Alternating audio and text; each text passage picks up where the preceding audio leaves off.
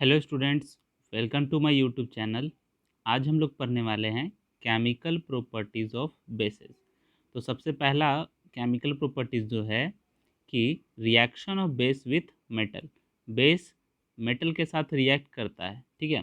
तो when alkali और base react with metal it produces salt and hydrogen gas. तो जैसे हम लोग एसिड के केमिकल प्रॉपर्टीज़ में देखे थे कि एसिड मेटल के साथ रिएक्ट करके साल्ट और हाइड्रोजन गैस बनाता है, तो उसी तरीके से बेस भी मेटल के साथ रिएक्ट करके क्या बनाता है, सॉल्ट और हाइड्रोजन गैस बनाता है। तो एग्जाम्पल हम इसका देख लेते हैं, जो कि सबसे पहला एग्जाम्पल यहाँ पे है sodium hydroxide gives hydrogen gas and sodium zincate when react with zinc. तो बोला जा रहा है कि सोडियम हाइड्रोक्साइड, तो यहाँ पे बेस कौन हो गया, NaOH, ठीक है। ये बेस हो गया, react with zinc metal, Zn के साथ रिएक्ट कर रहा है। तो ये बना क्या रहा है, सोडियम जिंकेट, जो कि एक सॉल्ट है। तो सोडियम जिंकेट क्या होता है, तो सोडियम जिंकेट होता है Na2ZnO2, ठीक है, Na2ZnO2 और प्लस हाइड्रोजन गैस तो निकल रहा है, तो H2 सॉरी, ठीक है। तो यहाँ पे ये रिएक्शन हो गया। अब इस रिएक्शन को बैलेंस कर लेते हैं। तो यहाँ Na2 है, यहाँ Na1 है, तो यहाँ 2 लगा दिए, तो सोडियम बैलेंस, ऑक्सीजन भी बैलेंस, हाइड्रोजन भी बैलेंस और जिंक बैलेंस, ठीक है। तो यहाँ पे ये रिएक्शन, ये हुआ बेस मेटल और ये आपका सॉल्ट बना और ये हाइड्रोजन गैस। तो यहाँ ZnO2 क्या है, ZnO2 को हम क्या कहते हैं, ZnO2 को हम कहते हैं जिंकेट। क्या कहते हैं, जिंकेट। अब बात समझ में। और ये सोडियम के साथ मिल गया तो इसी का नाम बन गया सोडियम जिंकेट। क्या बन गया, सोडियम जिंकेट। अब बात आता है कि जो जिंकेट होता है उसका वैलेंसी कितना होता है। जिंकेट का वैलेंसी जो होता है वो 2 होता है, ठीक है। जिंकेट का वैलेंसी कितना होता है, 2 होता है। जैसे कि SO4 का हम वैलेंसी जानते हैं ना कि 2 होता है, उसी तरीके से ये ZnO2 का भी वैलेंसी कितना होता है, 2 होता है। इसीलिए ना यहाँ पे सोडियम का वैलेंसी जो हुआ 1 और ZnO2 का वैलेंसी जो हुआ 2, तो ये क्रॉस कर गया, ठीक है। क्रॉस करने के बाद क्या बन गया, Na2 और ZnO2। आगे बात समझ में। तो यहाँ पे ये पहला एग्जाम्पल। दूसरा एग्जाम्पल हम लोग देखते हैं। दूसरा एग्जाम्पल है सोडियम हाइड्रोक्साइड NaOH जब Pb लीड से रिएक्ट करेगा, Pb से रिएक्ट करेगा, तो ये क्या बनाएगा, ये बनाएगा Na2PbO2 प्लस H2। अब ये यहाँ पे ये क्या हुआ, बेस हुआ, ये हुआ मेटल एक, और ये बना सॉल्ट इसका, और ये हाइड्रोजन गैस। अब ये Na2PbO2 क्या है, तो इसका नाम हम लिख सकते हैं सोडियम प्लम्बाइट, PLUMBITE, प्लम्बाइट, ठीक है।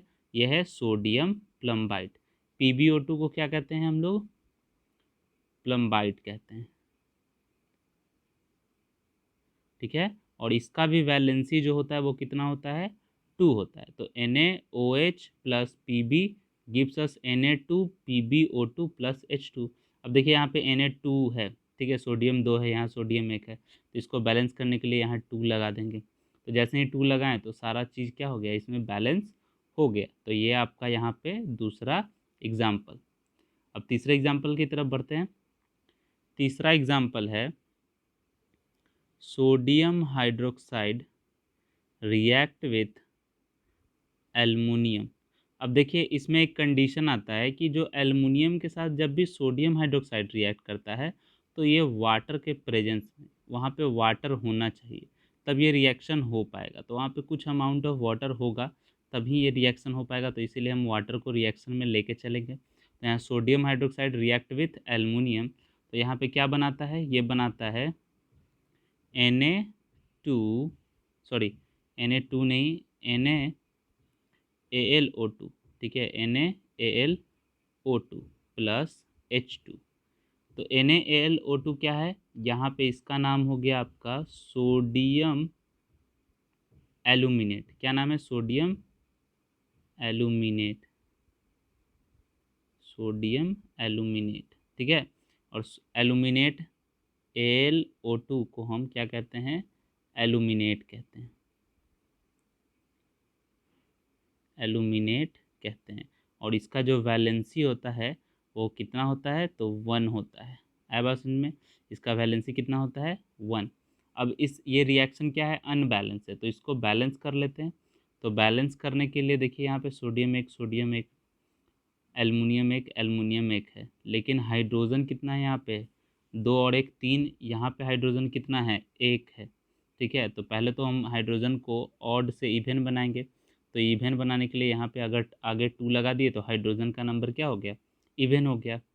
आया बात समझ में। अब देखते हैं, अब देखिए ऑक्सीजन का नंबर यहाँ 2 है, यहाँ कितना होगा, 2 और 1 3, तो ये भी ऑड है। तो इसको इवन बनाने के लिए यहाँ पे अगर हम 2 से मल्टीप्लाई कर दिए तो ऑक्सीजन का नंबर इवन हो गया, 2 यहाँ और 2 यहाँ, तो 4। अब 4 है, तो यहाँ पे अगर 2 हम लगा दें तो देखिए यहाँ पे ऑक्सीजन बैलेंस हुआ, 2 2 जा 4, इधर भी 2 2 जा, यहाँ 2 और यहाँ 2, तो 4। और सोडियम यहाँ 2, यहाँ भी सोडियम 2। अब अनबैलेंस कौन रह गया है, तो एल्युमिनियम देखिए यहाँ पे 1 है, यहाँ पे 2 है, तो यहाँ पे अगर हम 2 लगाते तो एल्युमिनियम बैलेंस हो गया। अब कौन बच गया, हाइड्रोजन देखिए कितना है, यहाँ पे 2 है, यहाँ पे कितना है 4।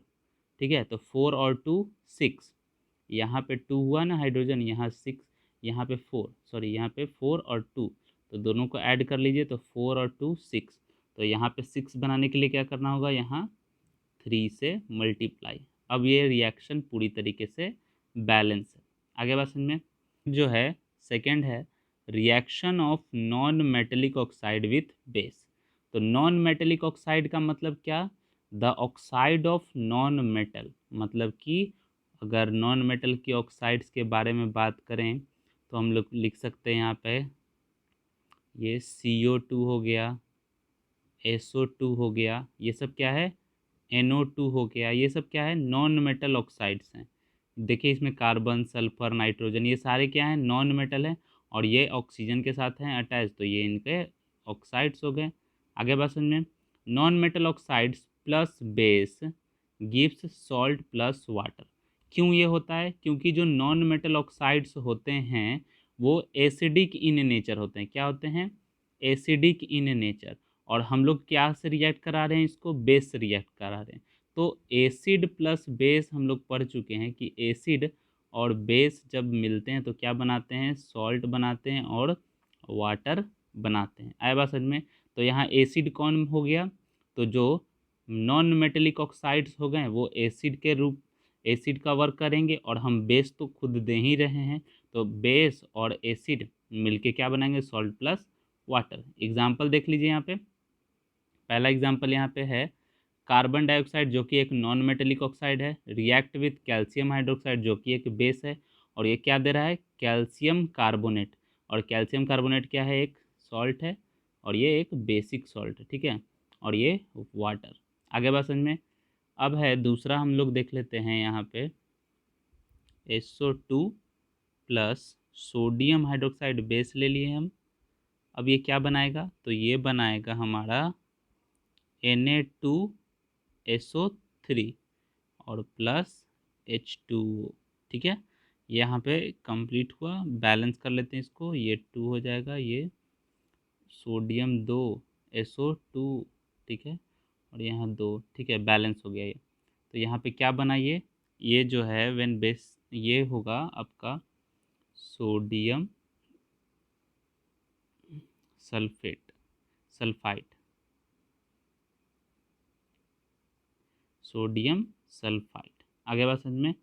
सोडियम सल्फाइड ये सॉल्ट बन रहा है, ये क्या है, ये है आपका सल्फर डाइऑक्साइड। यहाँ पे हुआ sodium sulphur dioxide react with sodium hydroxide gives us sodium sulphide plus water. ये दूसरा आपका क्या हो गया एग्जाम्पल। तीसरा एग्जाम्पल हम लोग देखते हैं।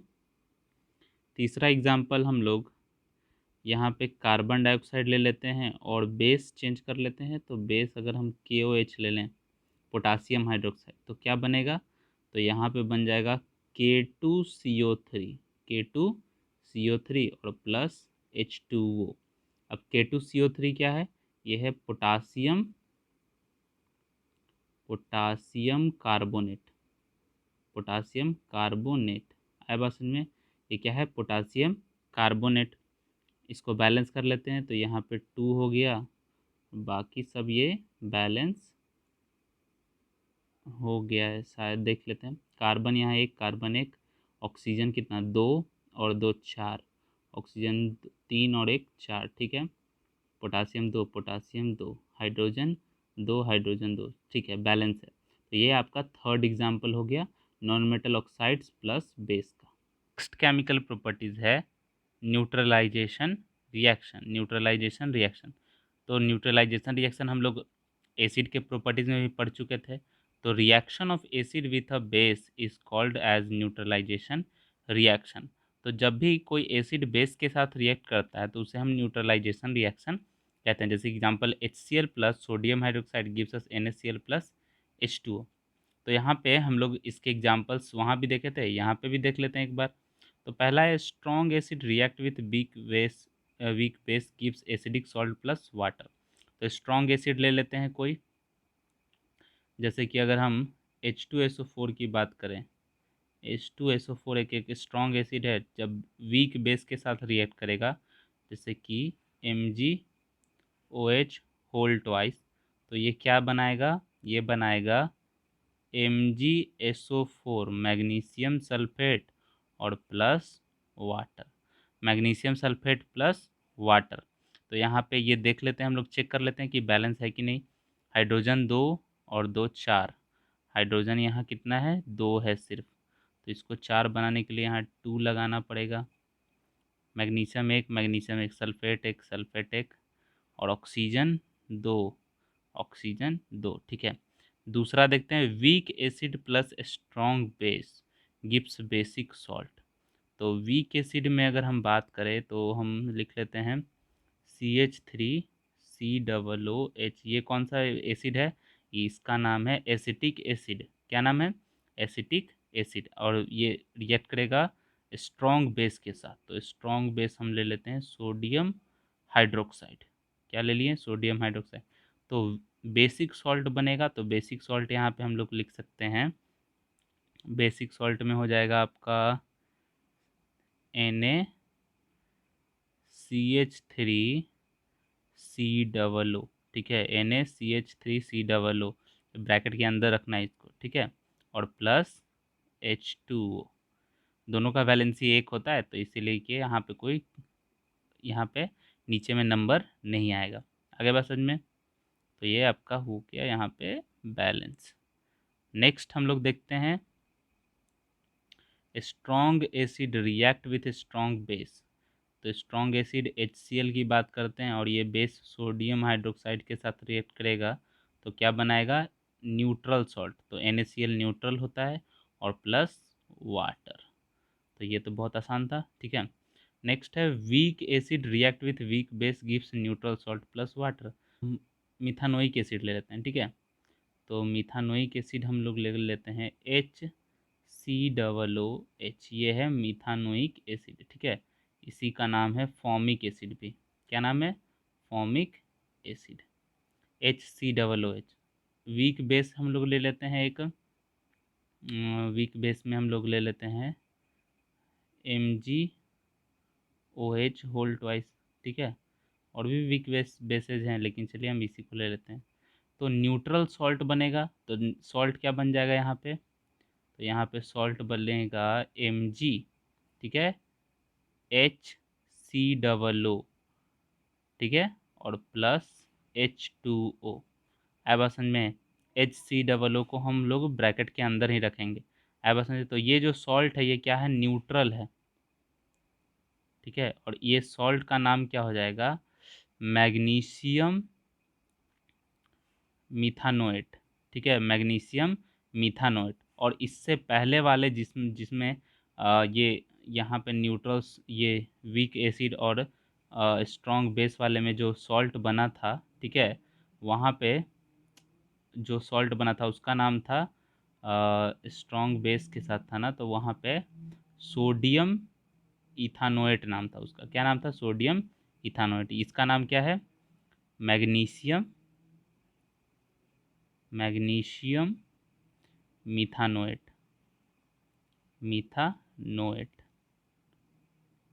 मैग्नीशियम मिथानोएट नाम है इस सॉल्ट का। आगे बात समझ में, जो कि न्यूट्रल नेचर में। आगे हम लोग बढ़ते हैं। देखिए यहाँ पे है reaction of bases with metal carbonate. तो मेटल कार्बोनेट के साथ बेस रिएक्ट करता है या नहीं? तो bases do not react with metal carbonate because metal carbonate are basic in nature and bases with base no reaction takes place. बोला जा रहा है कि जो बेस होते हैं वो किसके साथ रिएक्ट नहीं करते हैं? मेटल कार्बोनेट के साथ रिएक्ट नहीं करते हैं। क्यों? क्योंकि मेटल कार्बोनेट खुद ही बेसिक नेचर के होते हैं। ठीक है, क्या होता है उनका नेचर? बेसिक नेचर होता है। आया बात समझ में? तो एक बेस दूसरे बेस के साथ रिएक्शन नहीं करता है, नो रिएक्शन होता है। क्या होता है? No reaction. ए बेस कभी भी बेस के साथ रिएक्शन नहीं करेंगे, इसीलिए ये यहाँ पे कार्बोनेट के साथ बेस रिएक्ट नहीं करता है। आई होप आपको समझ में आ गया हो। अब है कॉमन इन ऑल बेसेज। क्या कॉमन होता है ऑल बेसेज में? सारे बेसेज में क्या कॉमन है? A base dissociate hydroxide ion in water which is responsible for the basic behaviour of a compound. बोला जा रहा है कि जितने भी बेसेज होते हैं उनमें क्या कॉमन होता है? तो hydroxide ion, OH minus ion, जितने भी बेसेज होते हैं जब वो वाटर में डिज़ोल्व किए जाते हैं तो वो डिसोसिएट हो जाते हैं हाइड्रोक्साइड आयन में, OH माइनस आयन में डिसोसिएट हो जाते हैं ताकि वो अपना बेसिक प्रॉपर्टी शो करें। क्या करें? बेसिक प्रॉपर्टी शो कर सकें। ठीक है, तो when sodium hydroxide is dissolve in water it dissociate hydroxide ion and sodium ion. तो देखिए एक एग्जांपल है कि सोडियम हाइड्रोक्साइड जो कि एक बेस है, इसको जैसे ही हम वाटर में डालते हैं, H2O में डालते हैं, तो ये क्या क्या में डिसोसिएट होता है? सोडियम Na+ और OH माइनस आयन में। तो सोडियम Na+ आयन और OH माइनस आयन, ये यहाँ पे दो तरीके का आयन में डिसोसिएट होता है, जिसके कारण OH माइनस आयन के कारण ये बेसिक प्रॉपर्टीज अपना शो कर पाता है। ठीक है, सिमिलरली दूसरा एग्जांपल है कि पोटासियम हाइड्रोक्साइड को जब हम वाटर में डालते हैं, H2O में डालेंगे, तो ये बना लेगा K+ OH माइनस। आगे बात समझ में? तो ये सिमिलैरिटीज़ है बेसिस के बीच में। तो जितने भी बेसिस होंगे वो हाइड्रोक्साइड वाले, वो सारे ये OH माइनस रिलीज करते हैं। दस the basis show it's basic property because dissociation of hydroxide ion के कारण ही वो अपना बेसिक प्रॉपर्टी शो कर पाते हैं। अब है क्वेश्चन एक यहाँ पे कि वाई एसिड और base is always added, why acid और base is always added to water and water is never added to the acid और बेस। क्यों हम एसिड और बेस को ही वाटर में ऐड करते हैं, क्यों हम ये नहीं करते कि वाटर को हम एसिड और बेस में ऐड करें? क्यों नहीं करते हैं? तो इसका आंसर है कि द डाइल्यूशन ऑफ एसिड और बेस इज एक्सोथर्मिक। जो हम डाइल्यूट बनाते हैं एसिड और बेस का, वो क्या होता है? एक्सोथर्मिक in नेचर, मतलब उससे रिएक्शन में हीट बाहर निकलेगा। ठीक है, तो एक्सोथर्मिक मतलब हीट बाहर निकलेगा। द एसिड और base is always added to water and water is never added to acid और base. If water is added to the concentrated acid और base, a lot of heat is generated which may cause slapping out of acid or base and may cause severe damage as concentrated acid and base are highly corrosive। बोला जा रहा है कि अगर हम direct water को add कर देते हैं एसिड या बेस पे, तो बहुत लार्ज अमाउंट ऑफ हीट वहाँ पे जनरेट होगा, और वो हीट क्या करेगा? उस एसिड और बेस को और ज़्यादा रिएक्टिव बना के हमारे शरीर पे वो क्या कर सकता है?